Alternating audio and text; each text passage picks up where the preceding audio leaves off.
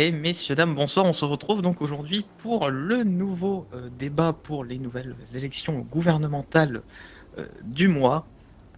Et oui, c'est la fin, bientôt la fin du mandat ACE. Commençons un nouveau débat. Ce soir, vous aurez donc à mes côtés la liste ASAP représentée par monsieur Sigbert, ainsi que la liste RSA représentée par monsieur Litt. Il n'est pas fait d'erreur, vous verrez. Comment va se dérouler le débat? Vous pouvez prévoir une petite heure 30, hein, ça ne durera pas plus longtemps. Pendant le premier thème sera donc la présentation des candidats qui durera environ 3 minutes pour chacun. Ensuite, à tour de rôle, ils se lanceront un débat, ils auront 5 minutes pour en débattre chacun, donc pour un total de 4 débats. Et ensuite, nous laisserons 3 quarts d'heure pour que vous puissiez venir poser vos questions, mais on refera le point à ce moment-là. Donc, si j'ai bien compris, ça va donc être la première liste, la liste RSA, qui va se présenter, si j'ai bien compris, monsieur le candidat. Très bien. Eh bien, monsieur Litt, à vous la parole. Eh bien, bonjour à tous, Paul Litt de la liste RSA avec Phineas Drake. Peut-être que certains nous connaissent un petit peu depuis le temps qu'on se présente sur toute la semaine de campagne. RSA est donc un nouveau parti, on va dire relativement récent sur la scène politique actuelle de Lille, qui a à la fois pour vocation finalement de se maintenir dans ce paysage et d'apporter exactement de nouvelles façon d'aborder différentes problématiques, d'amener de nouvelles idées et de pouvoir les moduler avec tous les acteurs du terrain. On a cette envie aujourd'hui de remettre un petit peu, voire beaucoup des fois, l'humain au milieu de tout ça. Et il nous paraît primordial et important qu'on se rappelle tous qu'avant tout, toute personne est un citoyen de l'île à l'heure actuelle. Et que toute personne se doit d'être traitée avec la même équité, la même justice, les mêmes droits, les mêmes devoirs, et de se montrer le plus cohérent possible avec tout le monde. Alors, bien sûr, que ce soit sur la justice, mais que ce soit également sur la santé, que ce soit également sur les développements d'événements culturels, et bien évidemment, le gouvernement en lui-même qui se doit de se montrer d'abord, avant tout, exemplaire. Voilà un petit peu le topo d'RSA, et je vais pouvoir laisser du coup la parole à Monsieur Sigbert pour présenter bien sûr sa liste. Merci beaucoup, monsieur Litt. Monsieur Silbern, à vous la parole.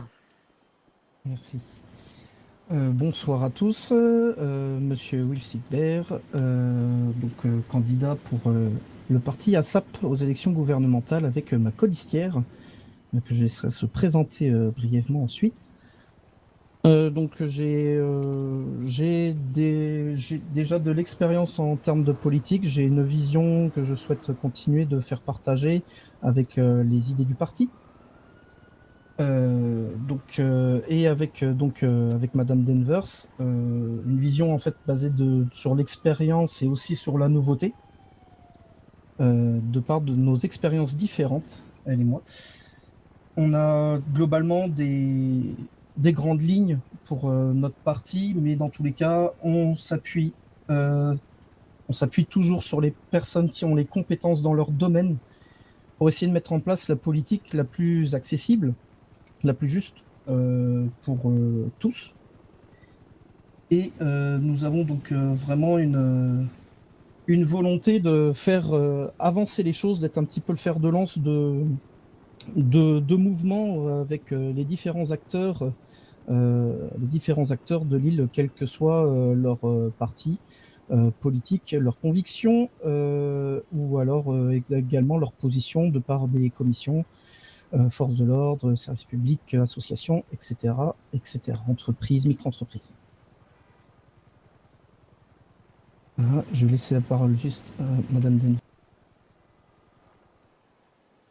Sam Denvers, donc moi je travaille depuis 6 mois dans le secteur privé. Je suis novice en termes de politique, mais évidemment je vais m'appuyer sur l'expérience de mon colisté pour pouvoir mener à bien tous les points de notre programme qui nous tiennent à cœur. dans les grandes lignes, c'est ça. Eh bien, merci beaucoup à la liste ASAP pour sa présentation. Eh bien, c'est parti, nous allons pouvoir lancer le premier sujet de débat. Nous allons laisser à la liste ASAP présenter son premier sujet et le mettre en débat entre les deux listes pour 5 minutes. À vous la parole. Ah pardon, je dois utiliser le micro, toutes mes excuses. Le premier point qui nous tient particulièrement à cœur de notre programme, c'est l'ouverture, voire même la réouverture du dialogue avec les institutions qui sont déjà présentes dans l'État de San Andreas pour pouvoir faire évoluer les lois. Concrètement, la commission employée et la commission patron ne sont pas utilisées au maximum de leur capacité, dans le sens où nous souhaitons les consulter pour pouvoir faire évoluer les lois qui les concernent, mais pas évidemment que le CETA, puisque avant d'être un employé ou un patron, nous sommes tous des citoyens. Donc nous sommes tous concernés par toutes les lois.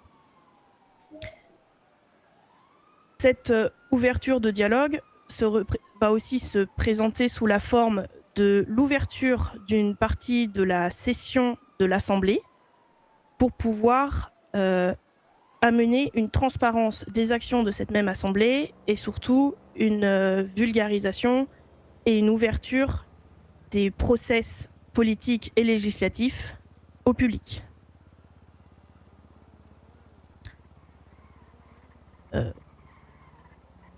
Voilà pour notre premier point. Alors, du coup, effectivement, je suis assez étonné de ce point-là parce qu'en fait, à l'heure actuelle, c'est exactement pour ça que ces commissions sont utilisées. Enfin, c'est exactement à ça que servent ces commissions, à créer ce dialogue. Du coup, le mettre au cœur d'un programme, ça me paraît étonnant puisque c'est censé être en fait le b.a.-ba du travail du gouvernement que de travailler avec ces différentes commissions, que de travailler avec l'Assemblée exactement, puisque des changements de loi ne peuvent se faire sans eux, voire même sans leurs expertises, puisque ça représente un très bel échantillon de notre île. Et à l'heure actuelle, en fait, la commission employée ou la commission patron, c'est justement, elles existent, elles ont cette utilité parce que on peut les utiliser. Et ça me paraît assez, c'est assez transparent que de dire aujourd'hui on va les utiliser. C'est d'ailleurs pour ça que nous on l'a pas écrit, puisque c'est tout à fait cohérent de dire que on va les utiliser. C'est leur objectif, c'est leur but. Ils ont aucune raison d'exister en fait si elles sont pas utilisées. Si à l'heure actuelle les anciens gouvernements ne l'ont pas pris en compte ou n'a pas été fait, ça me paraît exactement, ça me paraît être un énorme défaut. En effet, c'est pour ça que j'ai précisé que c'était une réouverture du dialogue avec ces commissions qui ont été quelque peu laissées de côté dans tous les process lors des précédents mandats. On veut s'appuyer sur les institutions qui existent déjà et donc bénéficier de leurs compétences et de leurs connaissances. Oui, c'est écrit dans la loi, oui, elles servent à ça, mais ce n'est pas pour autant que dans les précédents mandats, elles ont été utilisées dans ce sens-là. D'accord, très bien, effectivement, oui. Mais du coup, concrètement, par exemple, concrètement, c'est la commission employée, c'est bien de dire on va réouvrir le dialogue, mais on va réouvrir le dialogue sur quoi? Parce que ça, finalement, c'est ce qui concerne un peu plus les gens. On va réouvrir le dialogue sur quoi? Par exemple, on pourrait réouvrir le dialogue sur, je sais pas moi, la sécurité des employés au sein des entreprises privées. On pourrait rouvrir le dialogue avec les patrons sur, par exemple, je sais pas, la défiscalisation des dons sur les événements, ou même potentiellement la défiscalisation de tous les dons. Faut voir à quel point ça peut être fait. Et c'est parce qu'on aura leur expertise que l'on pourra décider de quelque chose qui est plus intéressant. Moi, je trouve ça... Oui, je peux pas dire le contraire, qu'effectivement, c'est très bien de réouvrir le dialogue. Mais dans quel but? Parce que si c'est juste pour dire on va dialoguer avec eux, ou on va faire des réunions régulières avec eux, alors, si c'est juste pour prendre le temps de tout le monde et dire, bon, alors, comment ça va? C'est pas voilà. Le but, c'est d'apporter un sujet sur la table et de dire voilà, aujourd'hui, on a une réunion, l'ordre du jour, c'est ça, et on va travailler sur la sécurité des employés, le contrat de travail, le règlement intérieur. Si vous me laissez répondre, il n'y a pas de souci, je peux vous exposer dans quel cas on veut les réinterroger. La sécurité des employés sur leur lieu de travail est extrêmement importante à nos yeux, et en effet, la commission des employés travaille déjà dans ce sens-là. Il y a eu des propositions qui n'ont pas forcément abouti ou qui ont déjà abouti, on veut pouvoir travailler avec eux sur toutes les propositions qu'ils ont. Ouvrir le dialogue veut dire les écouter et surtout les prendre en compte. J'ai juste une question là-dessus. Vous avez déjà ouvert le dialogue avec eux sur ce sujet-là? Avec la commission employée, Oui. bien sûr. Bon, c'est ça. C'est par exemple, c'est ça. Enfin, faut dire des choses concrètes, effectivement. Déjà, ouvrir le dialogue, pas dire que vous allez le réouvrir. Vous l'avez déjà fait. Voilà, il y a... Nous l'avons ouvert en tant que colisté, enfin en tant que participant à cette élection gouvernementale. On va l'ouvrir de façon plus officielle et plus, oui, de façon plus officielle lors du mandat. Si vous êtes élu, bien évidemment. Évidemment, toujours dans cette disposition-là. Arissa, c'est à vous pour le deuxième sujet. Nous, en deuxième sujet, on aimerait principalement parler sur ce qui nous semble assez important aujourd'hui, la justice. Expliquons-nous. On a eu différentes discussions avec pas mal d'acteurs de ce milieu-là, tout au long de notre campagne, et aussi en amont de cette campagne, que dans la vie de tous les jours, on s'est aussi également investi dans ce milieu-là. Et il y a eu énormément de remontées d'informations nous amenant à nous questionner sur la façon dont sont appliquées les lois. Je m'explique. Dans le sens où, aujourd'hui, bien évidemment, tout n'est pas écrit dans la loi, et il n'y a pas besoin de tout écrire dans la loi. Mais parfois, il semble assez complexe de la comprendre, de l'interpréter, et finalement, de travailler avec. Pour les acteurs, on va dire, réguliers, force de l'ordre, bureau du procureur, ça devient quelque chose de, on va dire, courant, d'habituel, et les gens s'en sortent. Par contre, pour le reste de cette population-là, c'est extrêmement vite. Alors on dit souvent nul ne peut ignorer la loi, effectivement, on est d'accord, on ne peut pas s'en soustraire. Par contre, énormément de gens le laissent complètement tomber et finalement ne font pas valoir leurs droits, ne font pas valoir leur possibilité de se défendre correctement. Et il nous semble primordial de travailler là-dessus avec le bureau du procureur, avec les forces de l'ordre, à ce que tout le monde puisse accéder correctement à leurs droits et que tout le monde puisse se défendre correctement s'ils subissent quelque chose que l'on pourrait qualifier de délictueux ou de criminel. Avez-vous quelque chose à répondre, M. Singbert, peut-être?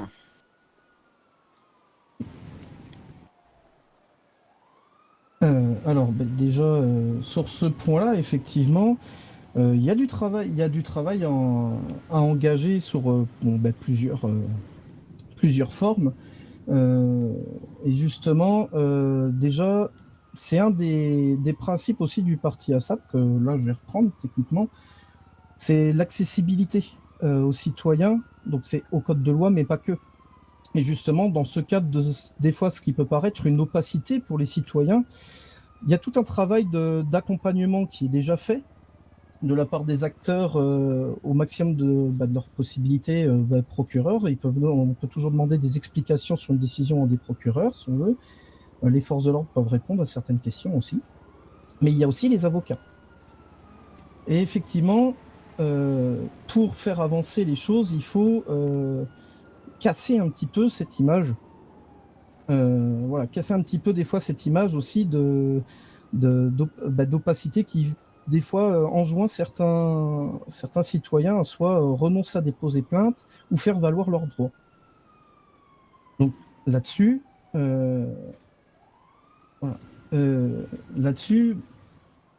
sur ces principes, normalement, ça fait partie justement de leur travail, à nous de les mettre en avant. Vous parliez du coup des avocats, je me permets du coup de rebondir dessus.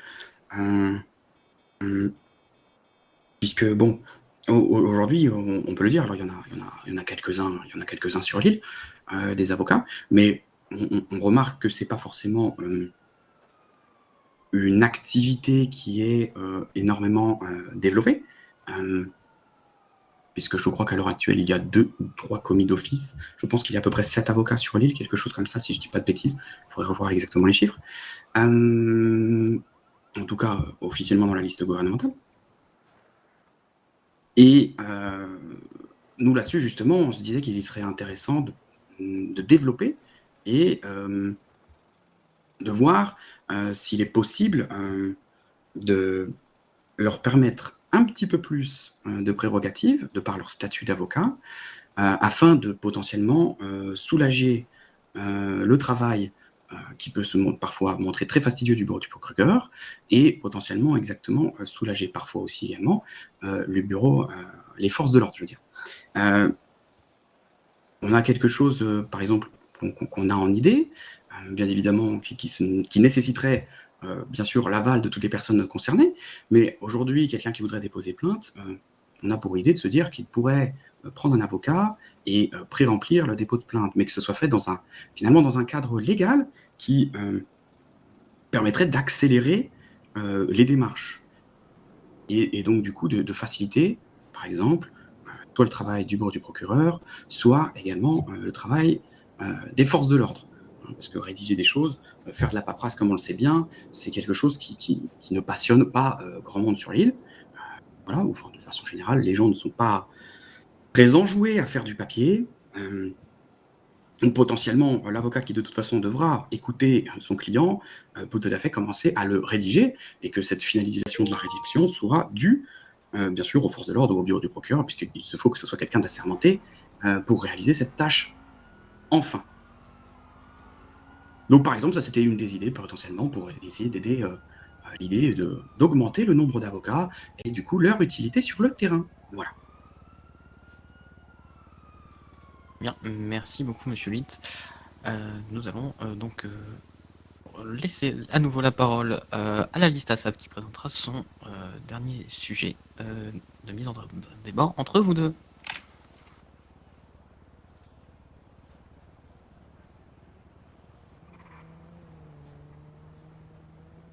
Alors, sur le deuxième point que j'avais choisi, on a déjà abordé une partie donc justement sur les avocats. Donc, au risque de faire doublon, j'attendrai les questions-réponses. Donc, je vais partir sur autre chose. Au niveau de la vie citoyenne, il y a donc un projet de faire un portail d'entrée commun pour tous les sites externes qui sont disponibles sur l'île. Il y a beaucoup de personnes qui ne connaissent pas certaines existences de sites qui sont nécessaires pour des fois apprendre certaines choses. Par exemple, on peut prendre des événements, des entreprises, des associations qui auraient des structures. Pourquoi n'existe-t-il pas de portail donc commun, en sachant qu'au gouvernement, vous pouvez trouver la liste des avocats, des partis politiques, associations, etc., sans une mise en avant, en fait, de leur site, de leur contenu et de leur travail. Donc, là-dessus, les micro-entreprises aussi, il y a des choses à développer. Vraiment une plateforme donc, qui donnerait accès à un seul lien pour diriger vers tous les autres, histoire de donc canaliser toutes les informations nécessaires. Si les personnes ont des plateformes spécifiques, on peut reprendre par exemple même un cabinet d'avocats, on peut reprendre même pour des événements liés à des entreprises, les mairies, le gouvernement lui-même, parce que jusqu'ici, à part le canal de l'annonce Gouv, et la presse, il n'a pas encore ce moyen de s'exprimer. Et sur les débats donc publics et qui pourraient aussi toucher tous, ça peut être un moyen de favoriser l'accès à l'information et informer la population plus rapidement, sans pour autant être au détriment des organes de presse, mais comme un complément. Si vous permettez, si vous avez terminé votre propos. Oui, allez-y. Si je ne dis pas de bêtises, voilà, mais à l'heure actuelle, on a une association qui est déjà, qui recense et qui a déjà un très très bon calendrier, qui recense actuellement une grande partie de ce qu'on lui donne comme information, des différentes activités politiques, des différentes activités culturelles, des différents événements de l'île. Je ne sais pas si vous connaissez Pop-Up, mais pour le coup, il y a déjà quelque chose qui le fait. Donc du coup, moi je suis pas pour rajouter des canaux, des choses en plus, des endroits en plus. Je trouve qu'à la fin on finit par s'y perdre, on ne sait pas où il faut aller, il y en a un par-ci, il y en a un par-là. Pour le coup, on a la chance, Pop-Up le fait déjà. Alors, est-ce qu'il est intéressant peut-être de voir avec eux, qu'on puisse les mettre en avant? Ça, c'est une idée intéressante. Est-ce qu'il faut créer un autre site, encore une fois, qui va recenser un truc que quelqu'un d'autre le fait? Et alors là, pour le coup, voilà, il y a un canal gouvernement qui, je pense, pourrait être bien mieux utilisé. On a le Weasel aussi qui participe énormément avec son canal à la distribution de différentes informations qui concernent les activités de l'île. Aujourd'hui, je trouve que le lien humain est beaucoup plus intéressant dans la passation d'informations que finalement créer un énième site que finalement pas énormément de gens vont aller, qui sera peut-être pas simple à maintenir au prochain gouvernement, qui va se perdre dans les oubliettes, ou alors qu'il va falloir mettre en avant toutes les 5 minutes, puisque les gens vont pas s'amuser à aller chercher sur la page. Ça me paraît être alors, ça me paraît déjà quelque chose existe pour cette solution-là, mais ça me paraît finalement répondre à côté du problème de communication qui est actuel au sein du gouvernement, avec les outils dont il dispose. Pour moi, il n'y a pas besoin de créer d'autres outils, il suffit d'utiliser ceux qui existent de façon plus efficiente et de façon plus efficace. Voilà mon avis, en tout cas, sur la question. Il y a déjà une asso qui le fait très bien, peut-être juste la mettre en avant, ça sera largement suffisant. Alors, mais pour vous répondre là-dessus, effectivement, Pop-Up, je les connais assez bien parce que déjà, on en a parlé avant qu'ils mettent le calendrier. Le but, c'est aussi d'avoir sur le site qui peut référencer les autres. C'est pas d'enlever le travail à Pop-Up.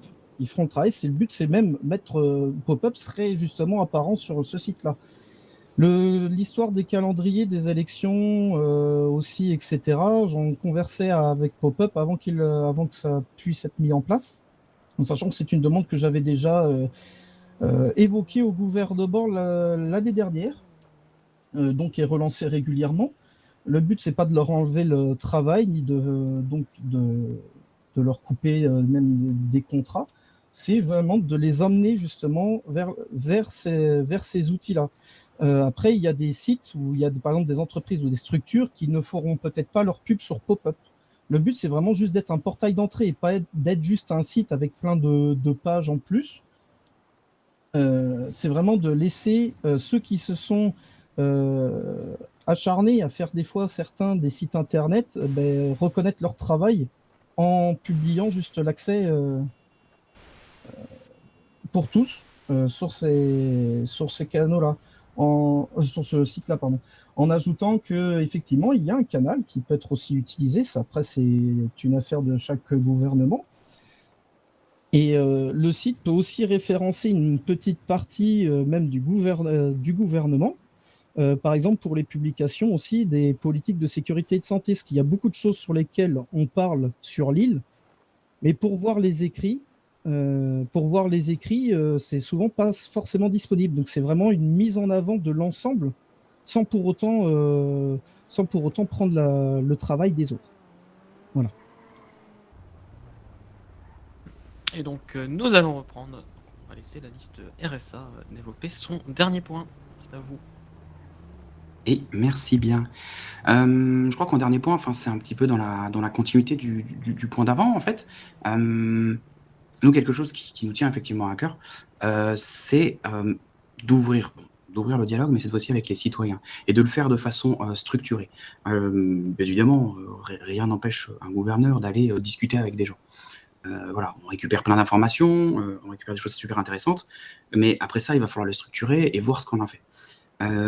Aujourd'hui, on a des sujets d'actualité, on a des sujets qui intéressent, je pense, pas mal de gens. Enfin, c'est une certitude, puisque j'ai déjà eu des gens intéressés qui sont venus nous voir. Et on aimerait pouvoir les traiter, puisque nous, on n'est pas forcément des surhumains, alors on peut déléguer des choses. Et justement, dans les choses que potentiellement peuvent être intéressantes à déléguer, on veut passer par des groupes de travail.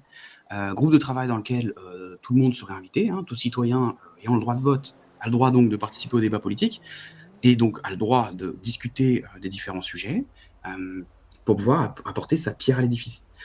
Il y a des sujets qui se doivent d'être traités directement par le gouvernement avec les personnes en place et il y a des choses qu'on peut commencer à construire avec le citoyen et ses bonnes idées. Les gens ont des très bonnes idées. Du coup, pour nous, il est important qu'on crée effectivement ce genre de groupe de travail sur lequel on dira, bah voilà, tel sujet. Aujourd'hui, on va prendre un sujet, par exemple. Aujourd'hui, on veut discuter. Alors nous, dans nos programmes, on a mis l'exemple des psychologues libéraux. On dira, voilà, aujourd'hui, on va discuter des psychologues libéraux avec tous les questionnements qu'il peut y avoir autour de ça. Bien évidemment, il y aura aussi un travail fait avec les EMS. Ça, c'est la question, bien sûr, il va de soi. Mais le citoyen qui finalement sera le premier concerné par ou non l'application de ça, s'il y a des psychologues libéraux ou pas, par exemple, se doit d'être consulté également, voir ce qu'il en pense. Et puis au final, si on en conclut que personne n'en veut, certains pourraient dire ouais, vous avez fait pour rien. Et non, on n'a pas fait pour rien. On a répondu à un questionnement qui est posé par certaines personnes, et on pourra dire les gens n'en veulent pas. Donc si les gens n'en veulent pas, on ne va pas le faire. C'est pas du travail inutile, ça sera du travail où on a donné une réponse. Répondre à un non, c'est pas grave. C'est le chemin qu'on a parcouru. Au moins, on aura une réponse vis-à-vis de quelque chose. Et c'est pas nous forcément dans nos idées, notre vision des choses qui avons réponse à tout. Donc oui, on va installer des groupes de travail qui permettraient d'avancer sur des questions plutôt libres et ouvertes.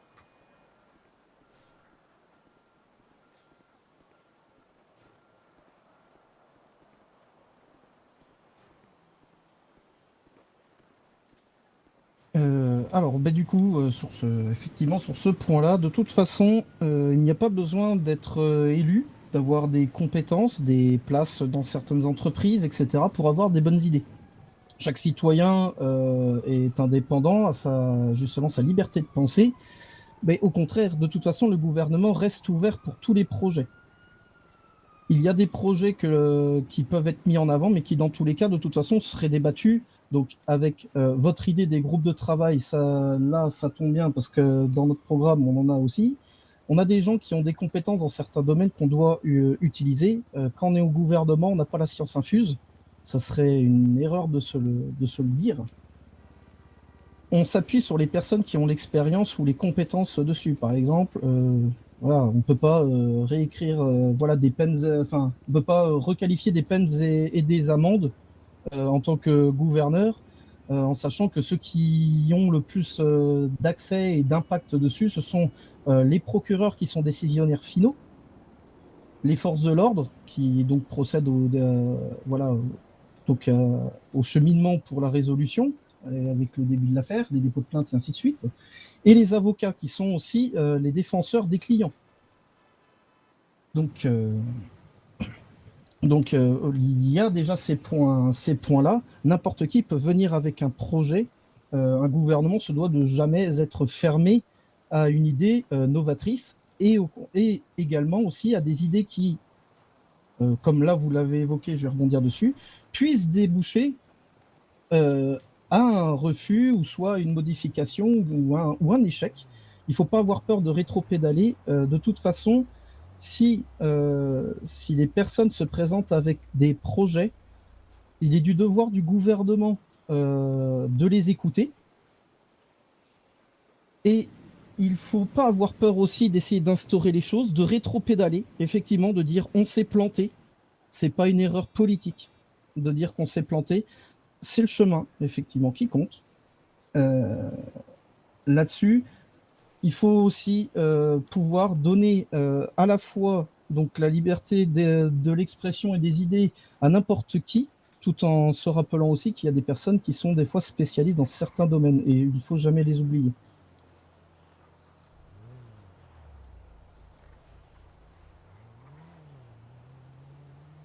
Très bien, merci beaucoup Odoliste pour ces 4 points. Désormais, c'est à vous, public, de venir poser vos questions. N'hésitez pas donc à vous rapprocher de la scène sur le côté pour que je puisse vous donner un micro et pour que vous puissiez poser vos questions aux candidats. On va refaire pendant ce temps une dernière petite pause, enfin encore une petite pause pour la caméraman. Et on est parti.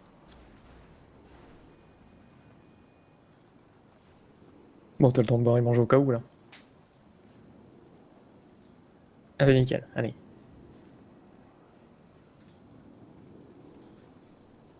On verra d'ici 10 minutes.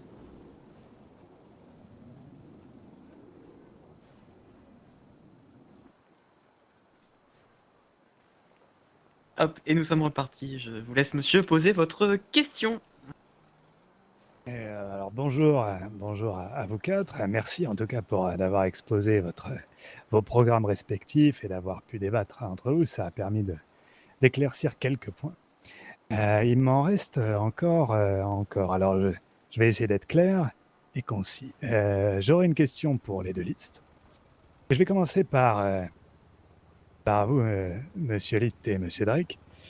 Alors, d'un point de vue général, alors je suis peut-être un peu bête, mais je pensais que le principe d'un programme gouvernemental, c'était peut-être de simplifier un peu les choses et de rendre accessible des choses, de permettre à chacun de développer ses potentiels.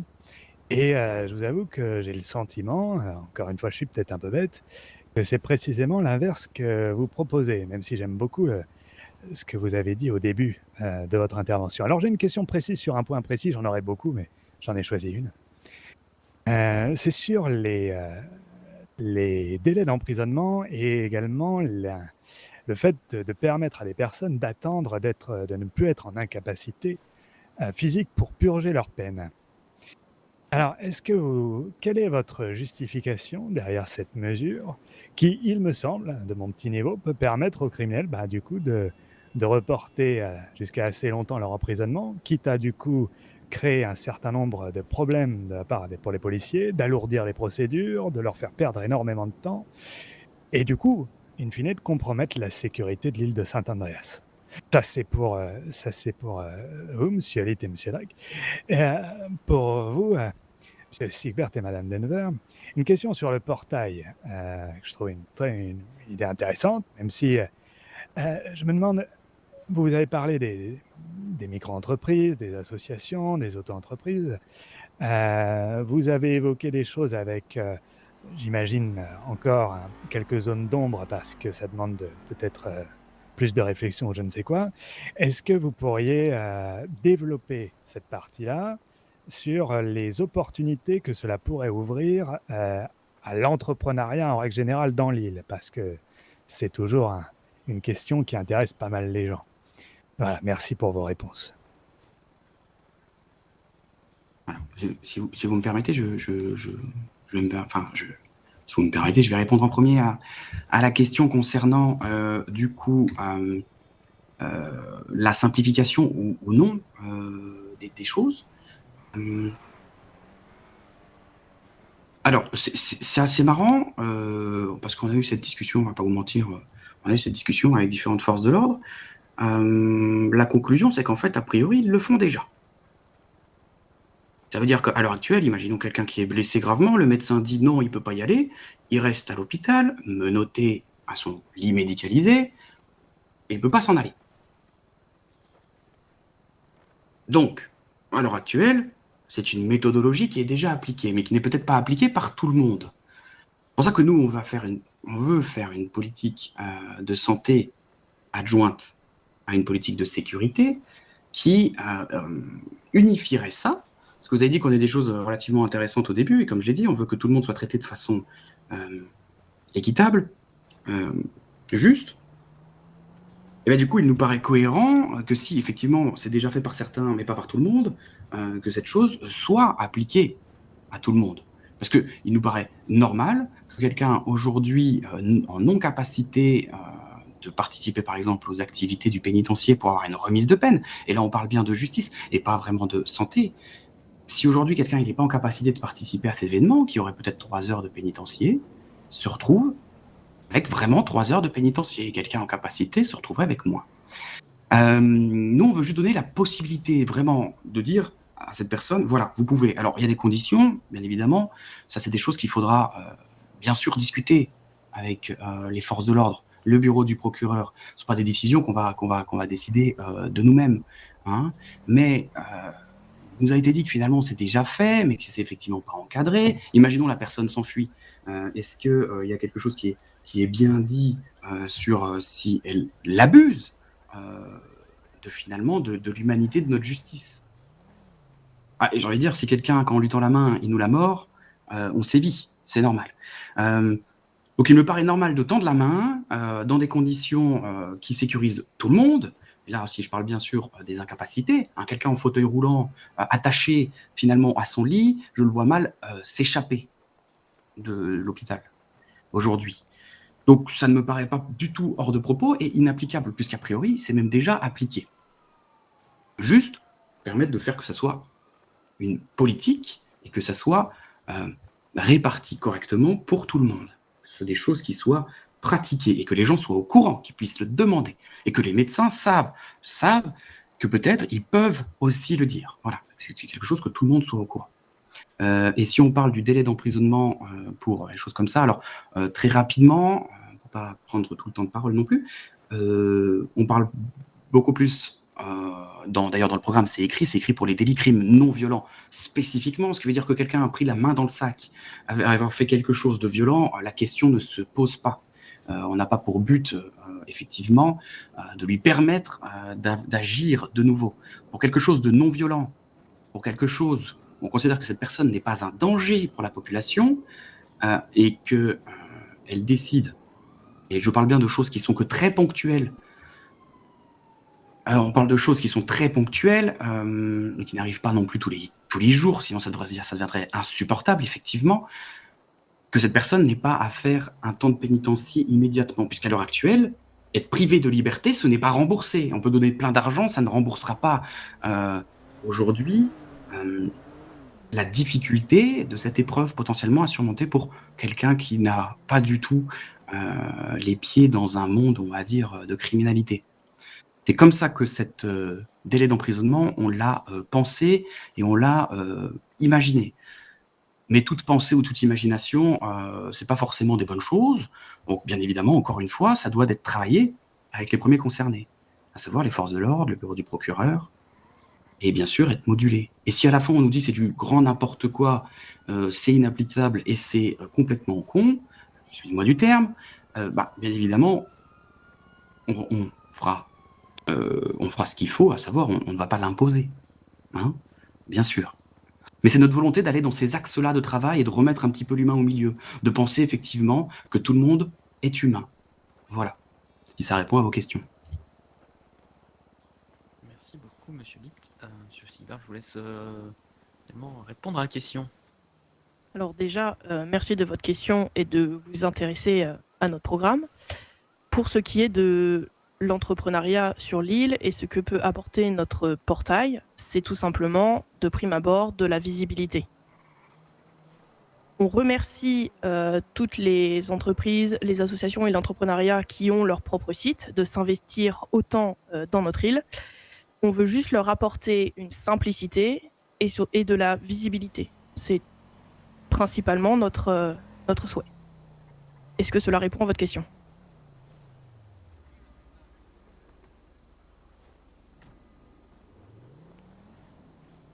Il a répondu oui.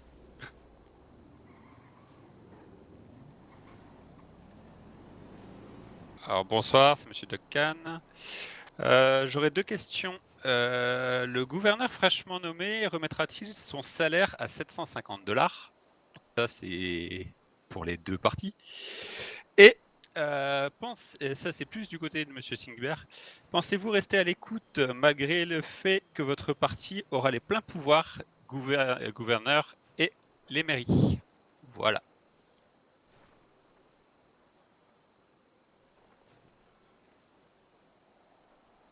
Alors, vu que j'ai qu'une question, une partie des questions qui est pour moi, je me permets d'y répondre immédiatement, puis je laisserai M. Silbert pouvoir développer son point juste après.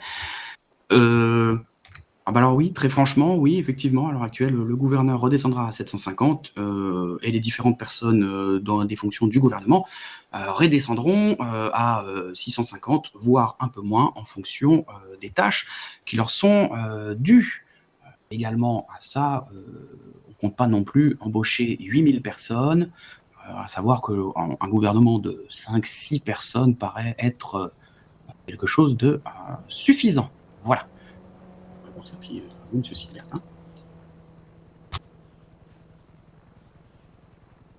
Merci.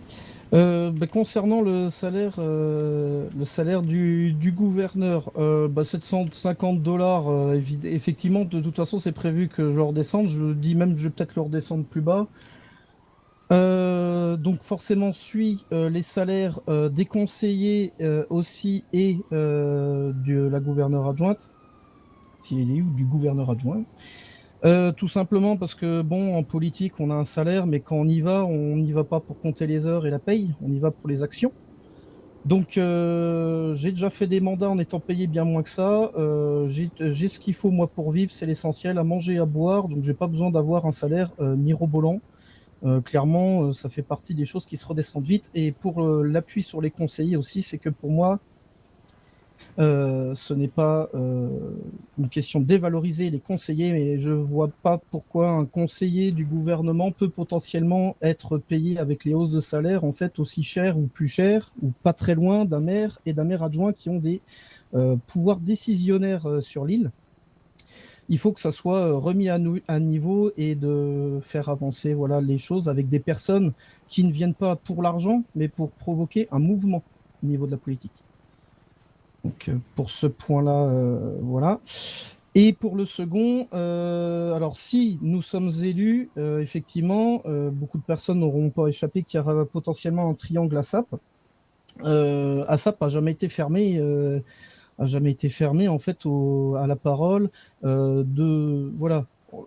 et à l'ouverture justement avec les autres, que ce soit les autres partis aussi. Des réunions de partis peuvent se faire. Le gouvernement en place peut inviter les autres partis à faire évoluer la politique aussi. Tout le monde peut avoir des bonnes idées, on l'a dit tout à l'heure.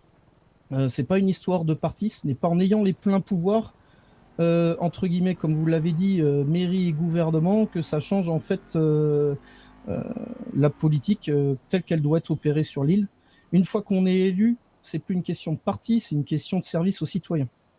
Donc, quel que soit le parti, quelles que soient les personnes, je peux prendre en exemple vite fait pour étayer un propos mes mandats précédents au niveau de la mairie. J'étais avec une équipe non étiquetée. Premier mandat, j'ai eu un adjoint qui était étiqueté. Et deuxième mandat, j'ai eu des étiquetés sur la fin qui ont démissionné pour la campagne d'un parti politique opposé. Je travaille avec des gens qui font avancer les choses et qui ne sont pas là pour le salaire. Et voilà, c'est une question de volonté et pas une question d'argent.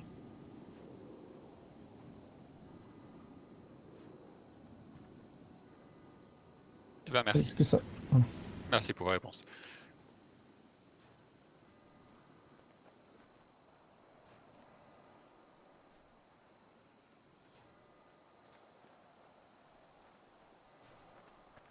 Prochaine personne, c'est à vous. Et bonjour Nick Varnas, on va pas le cacher, je suis le président de SAP, mais le fond de ma question, elle va principalement être visée vers RSA, un peu quand même vers ASAP, parce que je pense que c'est important de mettre le doigt dessus. Monsieur Litt, monsieur Drake, vous n'avez à l'heure actuelle aucune expérience politique, quelle qu'elle soit, et votre parti n'en a aucune. C'est-à-dire que votre parti n'a jamais été un acteur du pouvoir à San Andreas. Moi, ma question de fond, elle est de dire, est-ce que vous connaissez la vie à San Andreas? Parce que quand je regarde ce que vous dites, ce que vous développez, ça prouve tout le contraire. Vous parlez du fait que les membres qui ont été arrêtés sont maintenus en hôpital s'ils sont en ITT. C'est faux. C'est archi faux. Dans certains cas, s'ils ne sont pas en capacité de se mouvoir, même en chaise roulante, ils sont mis. Ils sont laissés à l'hôpital, ils sont menottés au lit, c'est un fait établi. Par contre, dans la majorité des cas, ils sont envoyés à Bolingbroke. Je sais également, monsieur Litt, qui a une aile spécialisée à Bolingbroke qui permet d'accueillir au cas où des personnes dans ce type-là. Donc, vous parlez de choses, vous êtes là devant tout le monde à affirmer des choses, à affirmer que ça se fait déjà, mais c'est complètement faux et c'est ultra faux. Ce qu'on peut par contre définir, c'est qu'en faisant ce type de manipulation, on risque fortement de mettre en danger des forces de l'ordre. Pourquoi ? Parce que, je suis désolé, il y a des personnes qui auront commis des actes criminels, qui vont, quoi qu'il se passe, vouloir s'échapper parce qu'ils n'auront pas envie de se coltiner les heures à Bolingbroke. Donc leur objectif, ça va être de jouer. Et en jouant comme ça, ils risquent quoi ? Ils risquent de mettre en danger les forces de l'ordre. Donc si je comprends une notion de votre parti, c'est de mettre en danger les forces de l'ordre, et ça c'est extrêmement grave. Donc moi, ma question de fond, elle est, quelle est votre expérience ?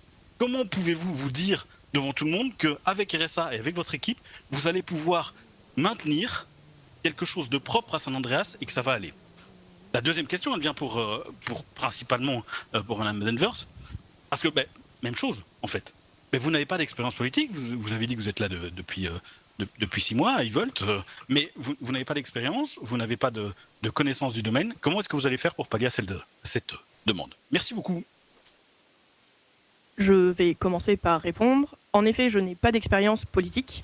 Par contre, mon colisté Will en contient énormément et je m'appuie derrière sur un parti qui est présent depuis plus d'1 an sur l'île, qui a eu des mandats, qui a lui-même une expérience politique. J'admets que je suis novice, mais par contre, ce n'est pas pour autant que je vais baisser les bras et que je ne vais pas être force de proposition. Et évidemment, écouter toutes les personnes qui auront de l'expérience à m'apporter.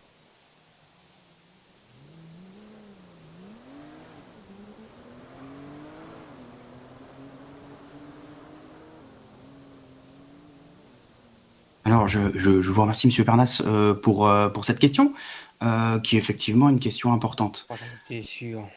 Vous dites aujourd'hui Merde. que ce n'est pas fait. Alors, je suis étonné. Alors, peut-être que du coup, les agents du LSPD n'ont pas les mêmes consignes, puisque j'ai eu des agents du LSPD qui m'ont dit qu'ils menottaient des gens au lit si les médecins leur disaient qu'ils n'étaient pas en capacité d'aller au pénitencier. Donc, c'est fait. C'est ce que je viens de vous dire. Donc c'est fait de façon très factuelle dans la partie dans les cas où la personne ne peut pas se mouvoir.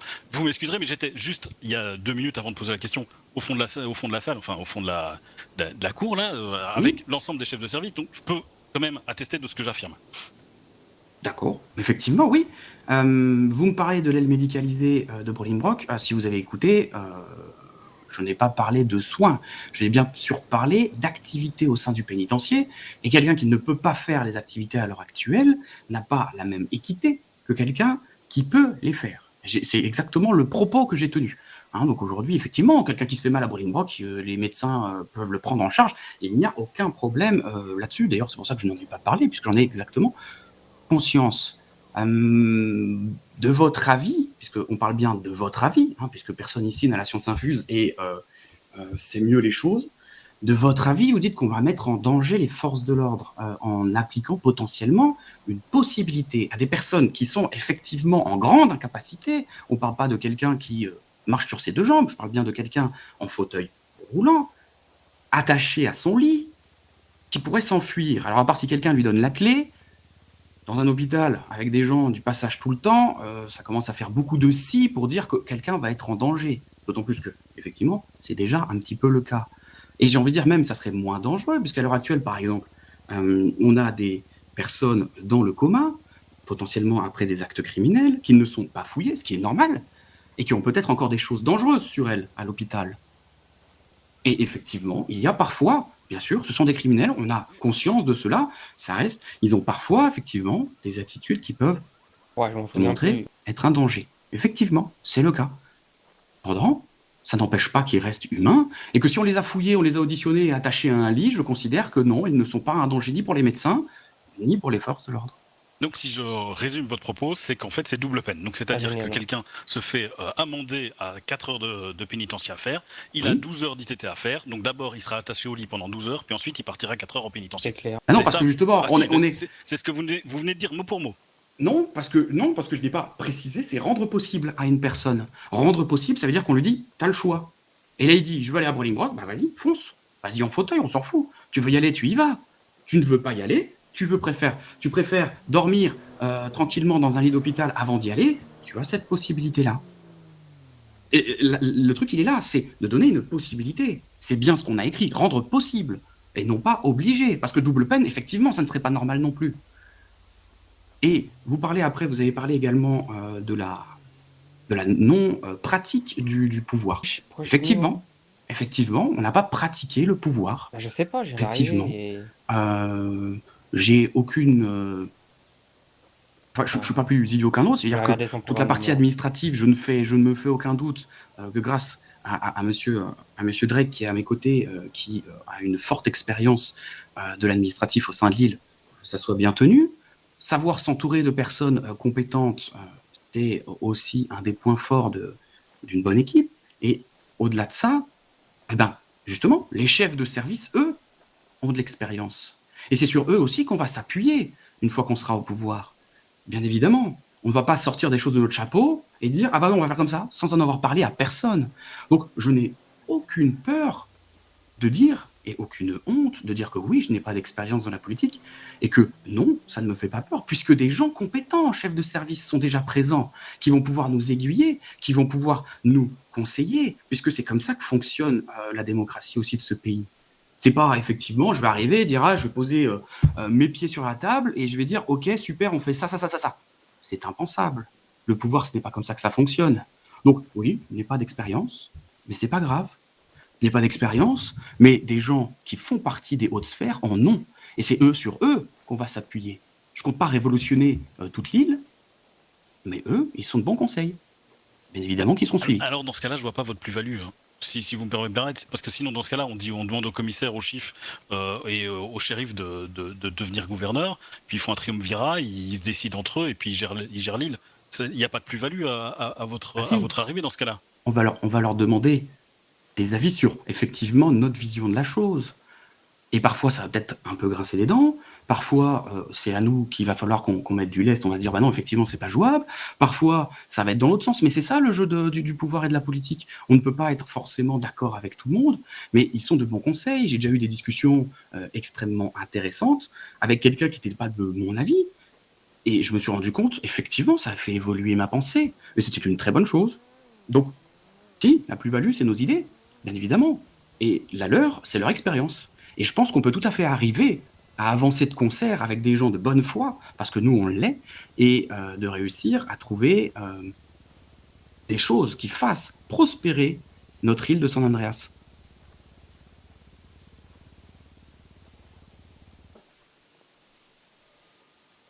Nous sommes repartis. Oui, bonsoir. Alors j'aurais une question pour chaque candidat. Concernant le parti RSA, dans votre programme, vous parlez de donner accès au compte de déontologie au public. J'aimerais savoir pourquoi est-ce que vous voulez donner cette possibilité aux citoyens d'y accéder et aussi quelle est l'idée et quelle serait la plus-value pour un citoyen d'y avoir accès. Et maintenant, c'est une question plus ciblée à Monsieur Sigbert ensuite.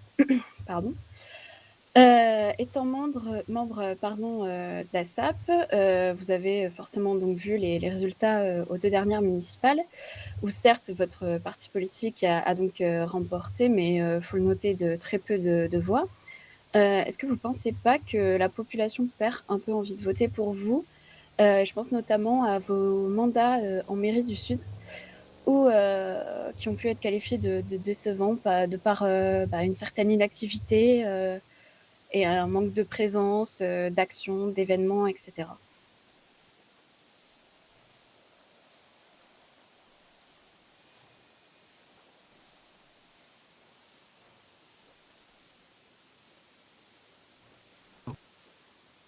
Eh bien, Monsieur Sigbert, je vous laisse répondre en premier. Non, allez-y. Eh bien, très bien. Le code de déontologie, c'est finalement quelque chose qui régit l'attitude d'un agent du service public vis-à-vis d'un citoyen. Aujourd'hui, je ne crois pas qu'il y en ait pour les agents du gouvernement, et je ne suis pas, à ma connaissance, je ne crois pas qu'il y en ait non plus pour les mairies.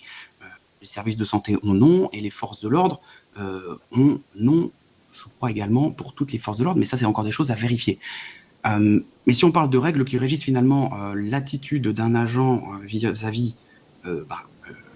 citoyen, il me paraît tout à fait normal, dans le cadre d'une transparence, de pouvoir le rendre public.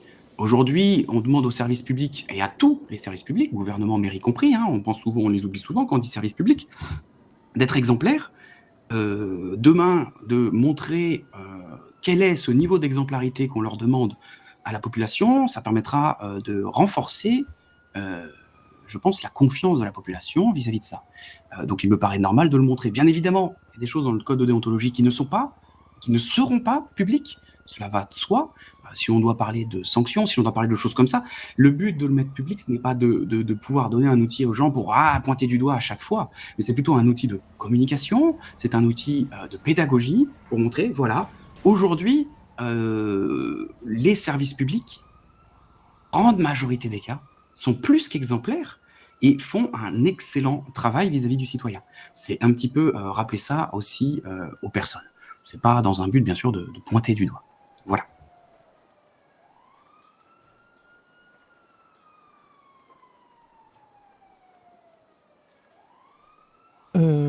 Vous me redirez si j'échappe à un des points de votre question. Alors, concernant les résultats des scores des élections du parti ASAP, quel que soit le nombre, dans tous les cas, déjà, les citoyens votent pour ceux dont ils estiment qu'ils vont défendre donc au mieux leurs convictions et leurs envies, leurs projets. C'est pas un drame en politique. C'est pas parce qu'on peut gagner à 80% ou 20% ou à 51 ou 49 que c'est une fin en soi. Si un parti politique doit perdre les élections, et ASAP, si elle en perdra, eh ben, saura en tirer toutes les conclusions, de dire peut-être que notre vision était à réadapter. Et là-dessus,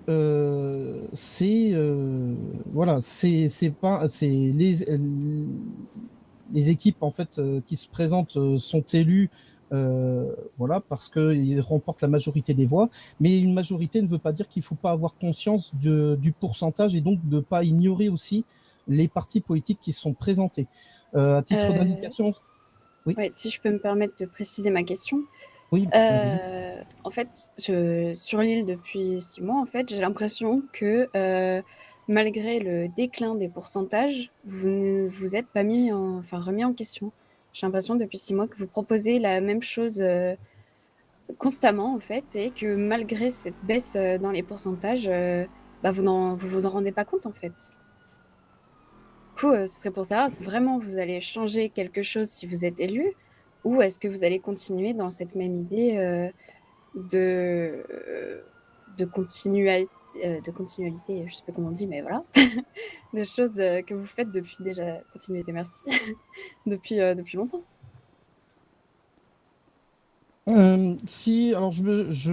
Effectivement, alors, les gouvernementales est une autre institution que les mairies. Déjà, on travaille pas de la même façon, on n'a pas les mêmes objectifs, pas la même fiche de poste. Donc, dans tous les cas, pas le choix que d'adapter. Si je faisais les mêmes programmes, les deux programmes mairie complètement identiques l'un à l'autre, ça se serait vu et je n'aurais, je pense, pas été élu. C'est quelque chose que je prends en considération et ma porte n'a jamais été fermée. J'ai bien eu des personnes qui étaient détracteurs de ma politique qui ont dit ça pour moi, vous vous plantez, etc. J'ai accueilli des gens qui étaient pour certaines des idées, d'autres qui étaient contre et d'autres surtout qui ont apporté des idées qui n'étaient dans aucun programme. Justement, le but de la politique, c'est de s'adapter. Donc, c'est la première chose, en fait, c'est s'adapter. Si on voit que les programmes se répètent de par leur nature et que les partis présentant les mêmes choses tout le temps ne seront plus jamais élus parce qu'il y aura un recul qui permettra de dire aux citoyens je fais ce choix parce que.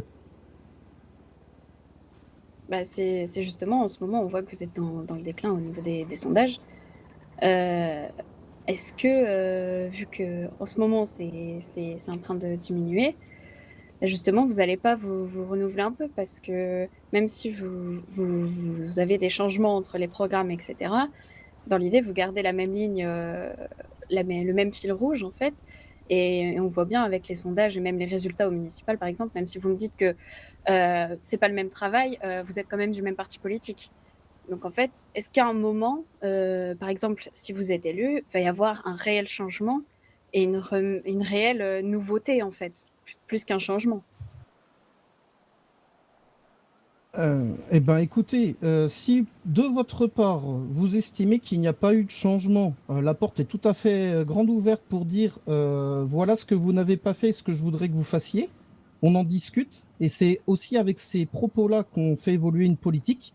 Je n'ai pas des œillères, je ne suis pas fermé au dialogue. J'ai été relativement disponible. Et concernant aussi les actions, parce que je viens de me souvenir par rapport à ce que vous disiez au début, malheureusement, il y a des choses qui ne sont pas forcément visibles à chaque fois du public. C'est un souci qu'on ne peut pas justifier. Donc, de par tout reproche, soit d'inaction, de disponibilité, c'est un travail qui est complet et il y a du travail non visible par la population parce qu'il n'y a pas de communication ou alors, voilà, vous pouvez refaire n'importe quel document, la population, voilà, pour qu'il soit plus pratique en mairie, c'est pas un souci. Mais par contre, ça, la population ne le prend pas en compte. Et Ok, mais dans ce cas-là, pourquoi est-ce que vous n'avez pas publié, je prends l'exemple de votre dernier mandat à la mairie du Sud, à la fin de ce dernier, un résumé des actions que vous avez faites durant votre mandat, si comme vous le dites, il n'y a pas eu de communication au moment où ils ont été faits, pourquoi est-ce qu'il n'y a pas un résumé qui est sorti? Alors, avec la passation, effectivement, il n'y a pas eu de vidéo résumée avec le Weasel. C'était en projet. Après, faire le résumé pendant la campagne, étant donné que j'étais maire, c'était aussi, c'était pas souhaité pour pas influencer justement le débat entre les listes ou quoi que ce soit. Et après, les résumés, s'il y a eu des conseils municipaux tous les 15 jours avec l'état des avancées, des vidéos retranscrites par le Weasel, etc., on faisait exactement le point de résumé. Il y a déjà eu un mini-bilan lors du dernier conseil municipal. Il a constitué la dernière partie de ce conseil. Mais à chaque fois, on alternait conseil municipal et conférence de presse pour justement mettre au courant les citoyens des évolutions sur les semaines. Voilà. Et du coup, c'était pas en projet, par exemple, à la fin de votre mandat, de faire un papier A4 publié dans le Weasel ou même très légèrement aborder les sujets, parce que je pense notamment à tout le monde sur cette île, on est énormément, et je pense que tout le monde n'a pas le temps de regarder chaque résumé, chaque chose. Et moi, pour ma part, en tout cas, j'ai jamais réussi à trouver ce dont vous me parlez, parce que c'était noyé dans un beaucoup d'informations, dans un trop-plein limite d'informations au milieu de beaucoup de choses qui n'étaient pas en sujet, du coup, enfin, en rapport. Et du coup, c'est par exemple, là, si vous êtes élu, est-ce que vous allez faire un résumé, certes concis, mais à la fin du coup de votre mandat, d'ici 3 mois? Ou est-ce que ça va rester petit à petit, il faudra chercher pour trouver? Ah non, non, non, bien sûr. On fera un résumé si on est élu parce qu'on est aussi une équipe.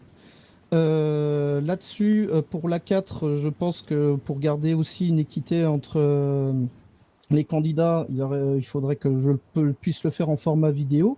Après, si ce que vous recherchez, vous, est une trace écrite de ce mandat, il faut savoir aussi qu'une des volontés, c'était justement d'arrêter de faire du papier et justement d'inciter les gens à venir aux conseils municipaux et regarder les vidéos disponibles sur le Weasel News pour justement créer de la proximité et pas faire justement des énièmes courriers qui auraient été aussi, eux, noyés et dans le flux que vous dites d'informations. Très bien. Écoutez, merci beaucoup. J'arrête de vous embêter, ouais. Non, Merci vous beaucoup, embêtez pas. merci d'avoir répondu. Du coup, c'était très constructif.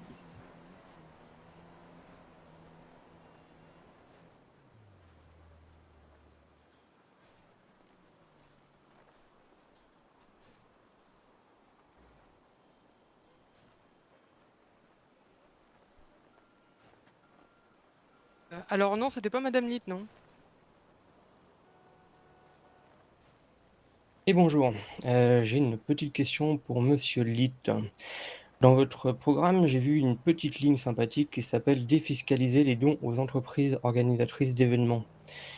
Alors, je ne sais pas trop comment je dois la lire, mais si je prends l'exemple d'une entreprise organisatrice d'un événement qui a matière à être lucratif, soit la phrase elle est pas bonne, soit il manque quelque chose, soit les calculs sont pas bons. Parce que d'un côté, on va défiscaliser, mais de l'autre côté, il y a des gains qui sont faits via l'événement. Est-ce que vous pouvez préciser cette phrase de votre programme? Merci. Oui, bien sûr, effectivement. Alors, aujourd'hui, la réalité, c'est qu'on a quelques entreprises privées sur l'île qui organisent des événements et que être rentable sur un événement comme ça, c'est extrêmement compliqué. Hein, voilà. Cependant,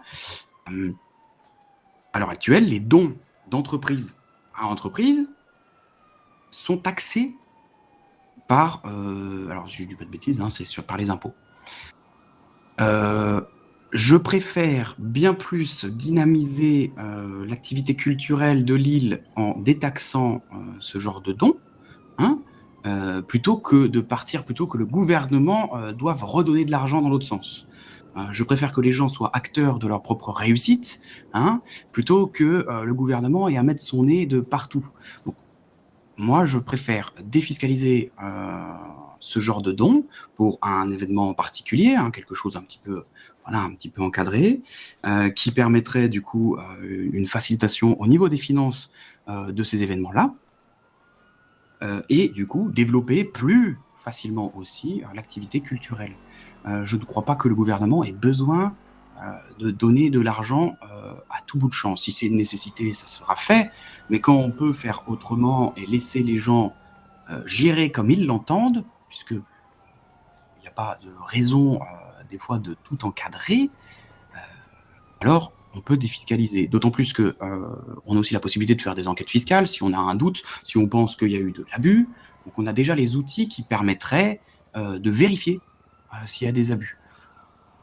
Donc il ne me paraît pas incohérent de laisser plus de liberté là-dessus, que le gouvernement ne prenne pas d'argent et qu'on n'ait pas besoin d'en donner du coup dans l'autre sens. Les caisses sont extrêmement bien remplies. Il faut bien sûr un fonds de roulement, hein, comme de partout, hein, on ne va pas descendre à zéro, c'est impensable. Mais à 21 millions en caisse aux dernières annonces, si je ne dis pas de bêtises, je crois qu'il y a des choses qu'on ne peut ne pas taxer sans aucun souci si ça permet d'aider les entreprises à se développer, que l'économie soit florissante. Voilà. Très bien, merci. Par contre, vous venez de dire deux choses. La première, les caisses de l'État sont bien remplies. La deuxième, le gouvernement ne doit pas donner d'argent à outrance sur les événements caricatifs. C'est pas deux choses qui se contredisent? Bah, vu qu'on veut défiscaliser une partie des dons, foncièrement, on prendra moins d'argent, du coup, les caisses se rempliront moins vite. Et puis surtout aussi, ça sous-entend qu'on va, mais ça faisait pas partie de la réponse qui concernait en tout cas les événements, mais ça veut dire qu'on va pouvoir aussi investir cet argent dans les différents besoins et de travailler directement de concert avec les mairies et voir où sont les nécessités et où on peut redistribuer cet argent.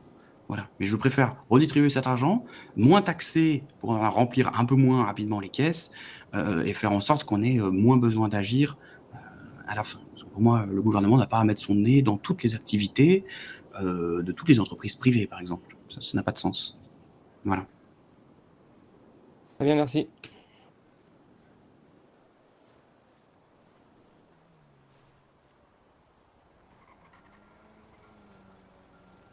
Et bonjour, commissaire O'Brien. Désolé, je me présente en tant que commissaire parce que je travaille. Donc j'ai une question pour les quatre candidats. Alors, première question, comment allez-vous dynamiser un peu la vie civile? Puisque j'ai regardé un petit peu sur vos programmes tous les deux, il n'y a pas grand-chose, je vous l'avoue. Et est-ce que vous allez travailler en accord main dans main dans la mairie ou vous allez laisser les mairies gérer tout seul, comme d'habitude?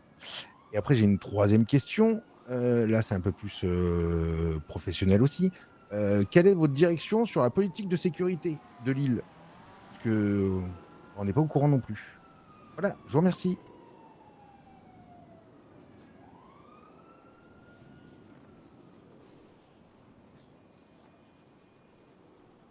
Eh ben, je vais me permettre de répondre en premier, si ça convient à M. Sigbert.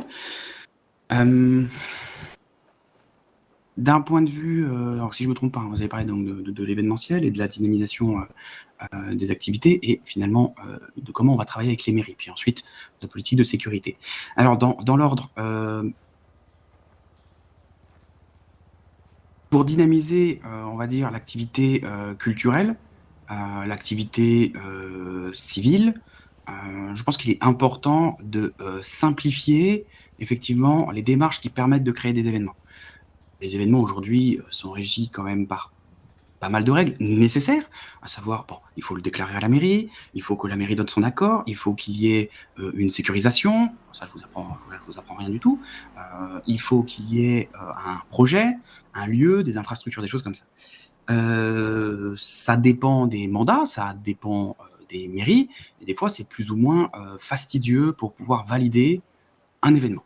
Il y a énormément d'associations et d'entreprises qui ont des envies. Alors toutes ne sont pas réalisables, on va pas se mentir, il est normal que les mairies mettent du holà. Mais effectivement, en tant que peut-être futur gouvernement, il me paraît primordial de travailler avec les mairies pour simplifier au maximum, tout en restant bien sûr dans les besoins légaux. Donc ça me paraît extrêmement important de simplifier ça pour que les gens aient une plus grande facilité, que ce soit de l'accompagnement à remplissement du dossier, que ce soit de l'accompagnement pour pouvoir discuter avec les différents services, par exemple, de sécurité.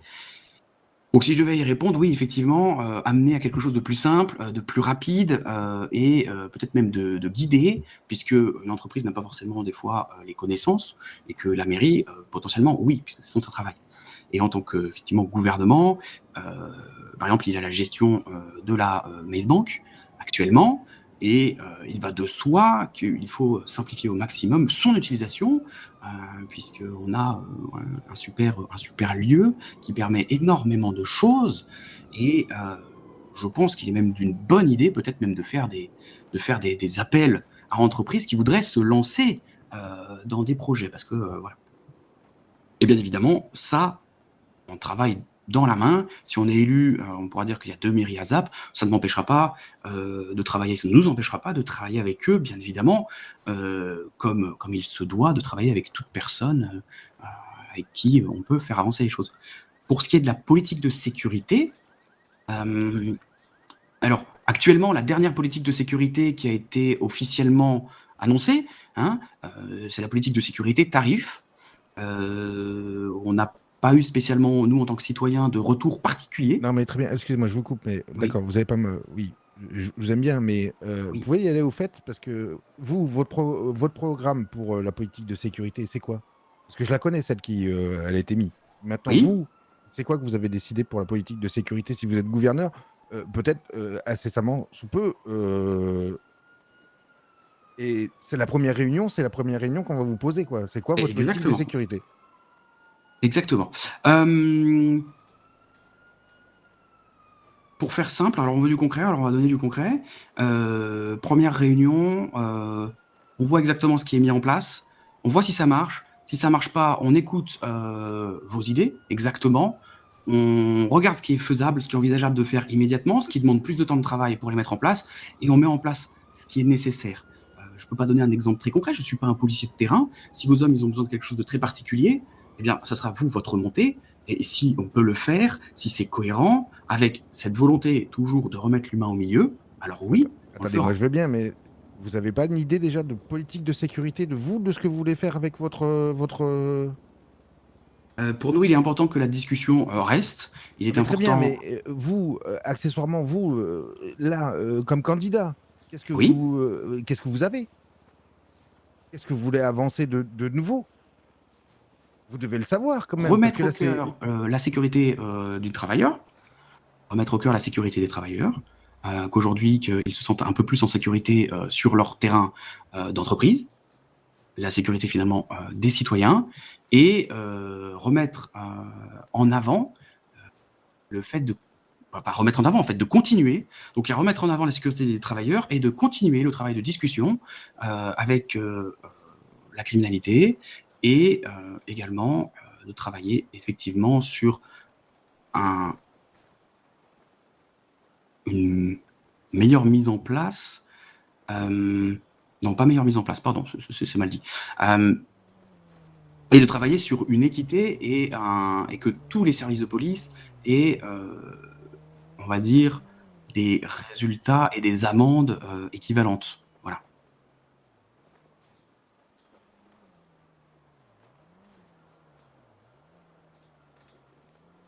j'ai pas très bien compris, excusez-moi, 2 secondes, le parti ASAP. Pas compris, des amendes équivalentes, c'est-à-dire? C'est-à-dire qu'il y a continuer dans une même logique d'application des peines. Voilà, j'ai mal formulé, mais là, c'est mieux dit. Ah d'accord, merci.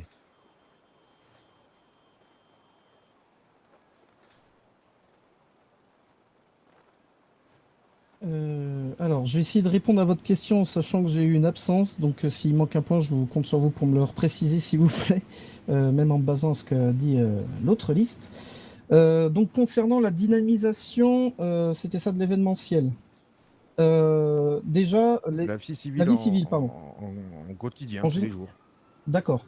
Alors, la première dynamisation du coup qui peut être faite, c'est déjà un tout petit peu plus de compréhension de la part des citoyens de la politique, de ce qu'ils font déjà, pour essayer de casser un espèce de mur, par exemple en mettant en rendant public une partie des réunions de l'Assemblée, en emmenant aussi des actions avec sur le terrain associatif avec des associations qui ont des causes à défendre, soit sur le social, ou par exemple on peut prendre le harcèlement qui est dans le programme, qui est la première des choses qu'on voudrait mettre en place, en laissant justement les citoyens, pour dynamiser, choisir les causes suivantes.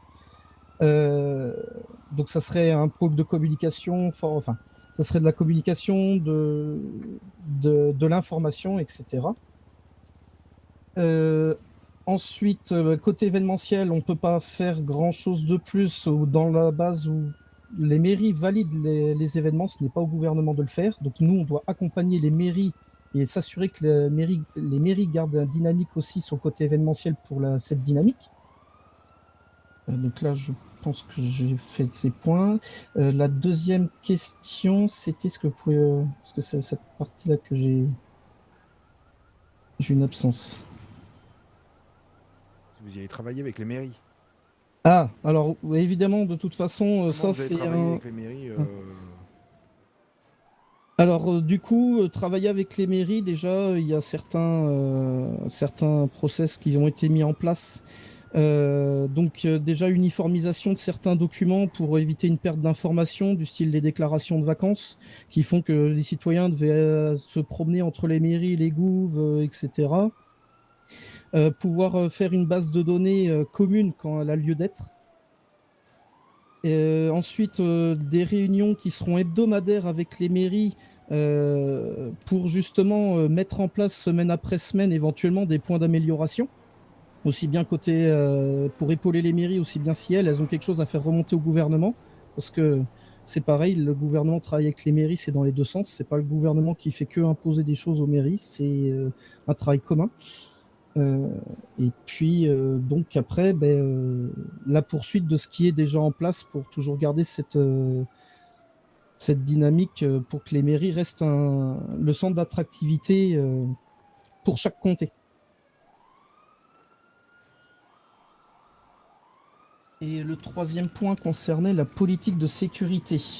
Oui, c'est ça. Je crois que j'ai rattrapé ça. Donc, qu'est-ce qu'on voudrait mettre dans la politique de sécurité ? Oui, tout à fait. Quel est votre programme pour le...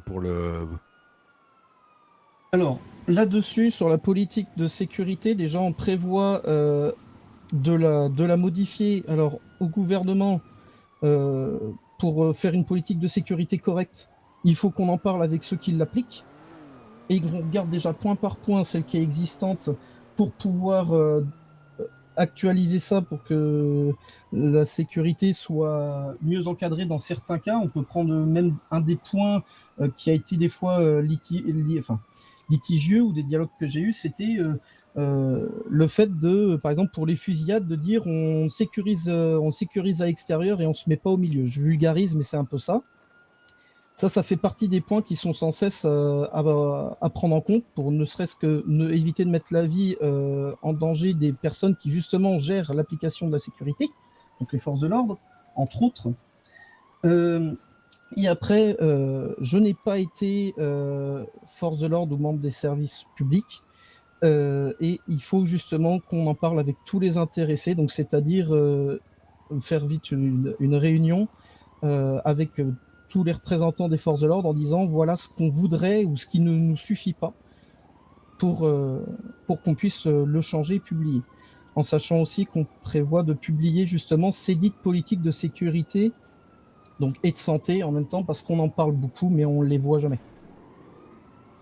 Donc vous la mettrez pour tout le monde, la politique de Voilà. sécurité. Elle serait Qu'elle affichée soit à tout le monde. Voilà, qui soit affiché au public. Après, des spécifications qui pourraient concerner des situations extraordinaires, soit liées à des états d'urgence ou des états d'alerte, pourraient être aussi spécifiées. Et ça, c'est avec un travail avec force de l'ordre. Et puis pour les états d'alerte aussi, il faudra forcément le faire avec les mairies. Et après, on peut consulter l'Assemblée pour n'importe quel sujet. Ça peut être important de prendre des avis extérieurs, mais en priorité, force de l'ordre, bureau du procureur, gouvernement, mairie, pour essayer de faire la politique la plus adéquate possible au présent. Très bien. Merci à tous les candidats.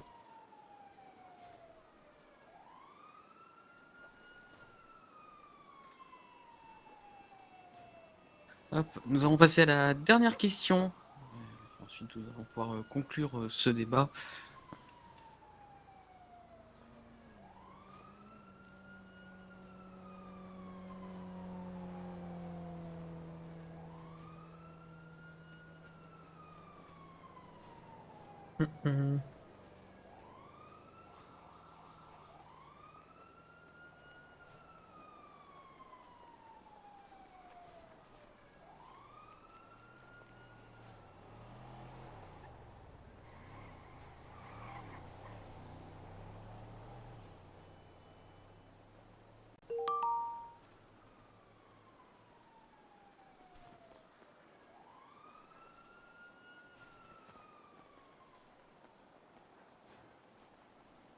Bonsoir à vous.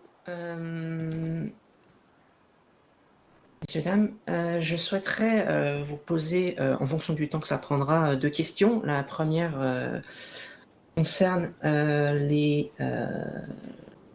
employés qui perdraient confiance, enfin la population qui perdrait confiance en la justice et en nos institutions.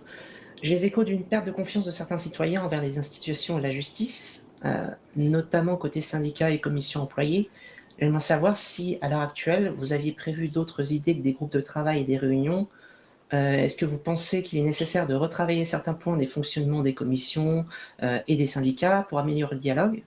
Et comment redonner confiance en la justice et en nos institutions à cette partie de la population? Si je peux me permettre de répondre en première, nous, du côté de ASAP, on a comme projet de rendre publique une partie des sessions de l'Assemblée. Ça permettrait aux citoyens de se rendre compte comment marche l'Assemblée, comment marche le trajet législatif dans notre ville, et surtout comment est rendu, alors pas la justice, parce que ça c'est la Cour de justice, mais comment est consultée l'Assemblée et concrètement à quoi elle sert.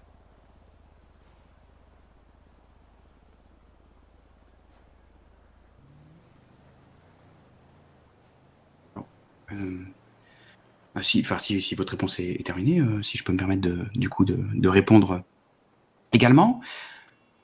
Effectivement, on m'a effectivement aussi remonté pendant cette campagne différentes personnes qui non plus, je ne sais pas s'ils ont déjà eu, mais en tout cas non plus confiance en la justice de Lille, parlant parfois de justice à 2 vitesses. Ça pour moi, ça fait partie finalement de la politique sécurité-justice, on pourrait appeler ça comme ça, qui est donc un travail de fond, un travail de pédagogie qu'on avait proposé par exemple à la mairie Nord en disant qu'on voulait former les gens de la mairie à la connaissance de la loi pour pouvoir guider les gens, pour pouvoir leur rappeler les choses. Il nous paraît extrêmement important un grand travail de pédagogie parce que dire que la justice dysfonctionne parfois, oui, mais c'est normal, enfin, l'humain se trompe, et l'humain étant rendu par la justice, des fois ça rate. C'est extrêmement minime, bien évidemment, mais on aime bien ne garder que le négatif et jamais regarder le positif. Donc, il y a un gros travail de pédagogie qui va passer énormément, effectivement, par de la communication, par de l'ouverture à certains documents, comme par exemple la déontologie, parce que effectivement, les gens vont retrouver petit à petit conscience que nos services publics font un travail de qualité. Ils font un travail qui est nécessaire, et leur but n'est pas d'être plaisant pour les gens, voilà, mais à minima respectueux. Ce qui est déjà le cas, mais c'est vrai que les gens l'oublient un petit peu, et il est important, je pense, de retravailler sur ces différentes de questions, et du coup d'amener peut-être une dose de pédagogie en plus de la part des agents vis-à-vis du public, à savoir les citoyens. Voilà.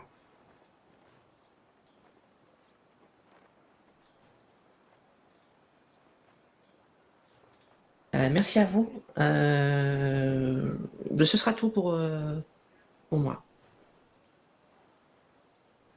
Et bon courage pour la campagne.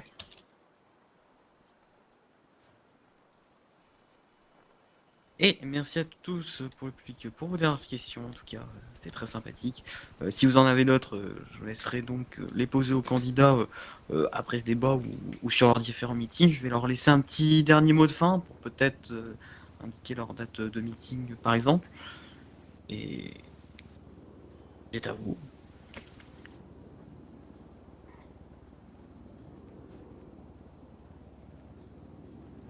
Ah ouais, j'allais dire, voilà, on a commencé, on laissera donc finir à zap. Si je dois dire un tout dernier point pour conclure tout ça, la question qu'il faut se poser finalement quand on vote, c'est est-ce qu'on veut voter pour quelqu'un qui brosse dans le sens du poil, ou est-ce qu'on veut voter pour quelqu'un qui est capable d'affirmer ses idées, de les discuter et parfois de dire non quand il le faut. Voilà, moi je sais ce que j'en pense, voilà, je vous laisse la question ouverte, de toute façon vous voterez bien sûr en votre âme et conscience, et c'est tout à fait normal. Et si jamais vous avez d'autres questions, vous avez envie d'aborder avec nous, sur notre programme, c'est écrit noir sur blanc, enfin plutôt vert sur blanc, nos numéros de téléphone. Toutes les questions sont les bienvenues. Vous avez d'autres points à aborder, on est prêt à y répondre jusqu'à dimanche 23h59. Après, on n'a plus le droit de faire campagne. Et sinon, demain, alors c'est pas un meeting réellement, puisque comme on a dit, les numéros de téléphone sont disponibles. Demain, on sera sur le parking du Weasel. Si vous avez envie de venir à 19h, il n'y a pas à hésiter. Voilà.